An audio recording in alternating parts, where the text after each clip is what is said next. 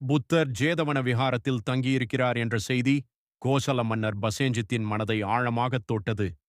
அரச பரிவாரங்களுடன் அவர் ஜேதவன விஹாரத்திற்குச் சென்று புத்தரை பணிவுடன் வணங்கினார்.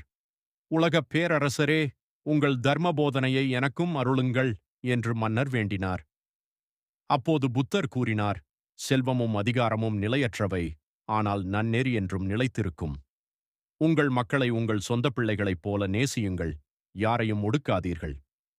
நாம் செய்கிற நற்செயல்களும் தீய செயல்களும் நிழலைப் போல நம்மை தொடர்ந்து வரும். காம ஆசையும் பேராசையும் மனதை இருளாக்கும், மெய்யறிவே மனிதனை காப்பாற்றும். துறவியாயினும் இல்லறத்தாராயினும் உண்மையை பின்பற்றுபவரே உயர்ந்தவர். இருளிலிருந்து ஒளிக்குச் செல்லும் பாதையை தேர்ந்தெடுங்கள், மனதை நன்னெறியில் நிலைநிறுத்துங்கள். புத்தரின் அறவுரைகள் மன்னரின் இதயத்தை மாற்றின.